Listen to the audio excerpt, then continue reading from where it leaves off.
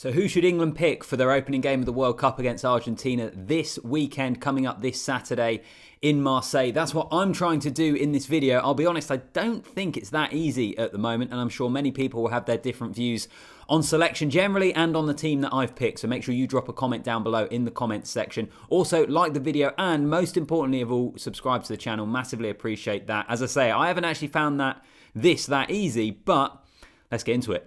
The reason that I've actually found this quite difficult is because when I look at this England team at the moment, it's less about the personnel and more about just how they're playing. I've looked at pretty much all of the sides that Steve Borthwick has selected over the World Cup warm-ups and thought it's a pretty good England team there. On paper, the issue is what they're producing out there on the pitch. So how do you select a team that you think can go out there and do the job when the game plan at the moment, the confidence of the players seems to be so low? I do hope that England get it together and surprise us all at the World Cup. It's just hard to base that upon anything at the moment other than hope because we don't have the evidence in front of us. But anyway, this is the team that I've gone with at the moment. I could be talked out of a number of different positions. As I say, I didn't find it actually all that easy. Obviously, there are a number of injuries in there, which I'll get into, and the suspensions for Owen, Farrell and Billy Vunipola as well.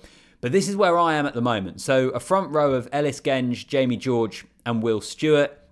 I still think Ellis Genge is our best loose head. I'd like to see that really aggressive side of his game perhaps come out a bit more regularly. Again, that seems to have maybe been tapered down just slightly. I appreciate it's such a fine balance, particularly with how this World Cup is going to be officiated and red cards could have such a big impact. Maybe that's been a part of it, but I still think Ellis Genge is our best option there. Jamie George picks himself. Theo Dan and Jack Walker are the other hookers in the team, and it's just a big drop-off in quality and experience. Jamie George's health and fitness generally, I think, for England would be quite a cause for concern. So he's at hooker. And then I've gone for Will Stuart on the Tighthead side. I just haven't been overly convinced of the form of Kyle Sinckler for a little while now. That position, I think, is a bit of an issue as well for England in terms of the quality and the form of the players at the moment. But I've kind of been edging towards Will Stuart, more to do with the form of Kyle Sinckler. And I do think Kyle Sinckler has a great skill set to bring off the bench as well. So that's why I've gone for that way round. Into the second round, I think this is going to be an area of contention and something that's really interesting actually to see what you will say in the comment section for all the England fans. I've still gone with Maro Itoje. I know there is starting to be slightly louder noises to suggest that Itoje needs to be dropped, that his form hasn't been great. I think that's fair. And actually, I could be convinced by that. If a lot of you said, I want to see Ollie Chessum and George Martin or various different other combinations, I can understand where you're coming from. I think it's probably because I'm a bit of a conservative selector. I think that's probably what I learned in doing a lot of these videos, is I'm a little bit risk averse probably, and that's maybe not what England need at this moment in time, but that's why I've still gone for Itoje. Do you know what I'd do if I was Steve Borthwick? I would be taking Maro Itoje to one side, because we've seen how good Itoje has been in the past, and kind of say, people are starting to write you off, people are starting to doubt you. It wasn't that long ago, if we want to look, I think from around 2017 and the Lions tour through to the end of the 2019 World Cup, where Maro Itoje was thought of as probably the best second row in the world. Certainly him and Eben Etzebeth, I think a lot of people had as their top two vying for that place. Etzebeth maybe snuck it at the end of the World Cup because of obviously South Africa winning. But if I was Steve Borthwick, I would take Itoje to one side and I'd say, go out and prove people wrong. Because I think he's that sort of athlete that I think he would love that. I think he'd love that kind of, Michael Jordan last dance. I took that personally and be able to use that to fuel his performance. But we do need to see something. And then I've gone with George Martin alongside him. Obviously, Ollie Chessum impressed in the Six Nations. That's why I've got him on the bench. Maybe just going with George Martin and someone who's got something to prove, someone who hasn't been part of the England setup for too long, that can just go out there and play. And I just really like what I've seen from him at a Premiership level with Leicester as well. So that's why I've gone for George Martin. Into the back row, I mean, this is incredibly difficult, as we've been saying throughout, I think, the last month or so. England's back row and England's back three, selecting what sort of combination is going to be there is really hard to pick. We know it's going to be Courtney Lawes because he's going to captain in the absence of Owen Farrell. So he's at 6. I also think you do need a good jumping option at blindside flanker these days in international rugby. So I'm happy with Courtney Lawes. I've gone Jack Willis at 7, and it's maybe a little harsh on Ben Earl because he's probably one of the few England players that have come out of the World Cup warm-ups with credit. He's actually played pretty well. I've just gone with Jack Willis because of what he does at the breakdown and how hotly contested this game's going to be against Argentina. the forward pack that they have, I think turnovers are going to be key. I know Ben Earl does bring that as well as other areas of his game, but I've been tempted to go for Willis because of that. And then I want Lewis Ludlam at 8. Again, I could have selected Ben Earl there, really. But I've gone for Lewis Ludlam just because I think also against that Argentinian pack and against that Argentinian back row, you need a hard-working, industrious, does the ugly stuff kind of back row. And I think Lewis Ludlam always brings that. He always brings maximum effort. So I'm going with Lewis Ludlam at number 8. So that's my forwards. Let me know what you think in the comment section. As I say, I don't find it easy selecting this England team at all, but maybe you will all feel a lot more confident in some of your selections. That's where I am at the moment. Could probably be talked around a few of them.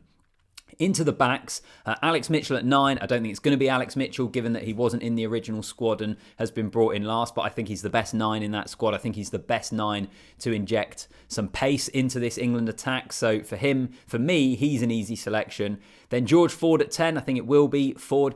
With the ban to Owen Farrell, I really hope George Ford uses this as an opportunity to be the 10, to be the commanding fly half that England need. I think he was trying to be that against Fiji, and I know England lost that game. For any of you who have watched my videos, the one at Twickenham after the Fiji game, because I was there, George Ford was one of the few England players really trying to drive the team on. I think he is taking a kind of leadership role quite really seriously, and I hope we see more of that. I hope he can dictate this game from fly half. So Ford at 10. The centres I find difficult because I want Ollie Lawrence in there. The problem is I want Ollie Lawrence at 13, but if I put him at 13, I'm left with a pretty big question mark of who I play at 12. And I'm not sure the form of Manu Tuilagi has done enough to be at 12. I also fear that centre pairing could end up being too one-dimensional.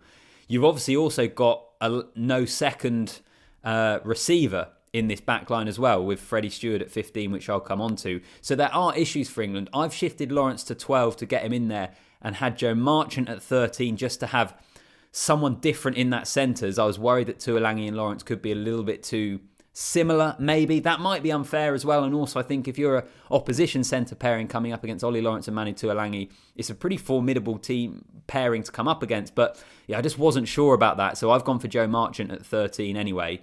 But again, coming back to what I was saying of I found it kind of difficult selecting this team. That was again one of those selections where I'm not really happy. I want Lawrence at 13 really.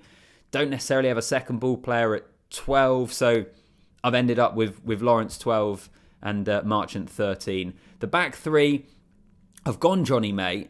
Now, I haven't gone Henry Arundell because apparently he's had a back spasm. So first of all, injuries. I should also actually mention that with Tom Curry. Haven't gone Tom Curry again because he's been out. He's been injured. We haven't seen enough of him. I don't want to put them in straight away to what is England's, on paper, toughest game in this pool. And also, I think with Henry Arundell, I know he's such an exciting prospect and he's a difference maker. He has an X factor. I just think we've barely seen that for England. Partly his fitness hasn't been great. We haven't seen him on a consistent basis. But I'm not sure he's done enough to necessarily start in this team. So I've gone with Jonny May. I'm not particularly happy with going with Jonny May. And already as I'm speaking about it, I'm possibly regretting it. And also another one, Elliot Daly. I'm not selecting him because I don't know if he'll be available or not based on injuries. I know Borthwick has said that he envisions everyone is going to be available. But, I mean, we know with Steve Borthwick, he keeps his cards pretty close to his chest about people's availability. So we'll wait and see. So Jonny May, but quite frankly, would be happy with another option. I've gone Max Mallins. I don't think he's ever done anything wrong. I know he's not necessarily as explosive or as exciting as many other wingers in the world, but I think he is a real nuts and bolts player. Plus, actually, his try-scoring record is pretty good as well. So I've gone with him, and I have gone with Freddie Steward. I know there are concerns with Freddie Steward, but genuinely, what are England's options at fullback?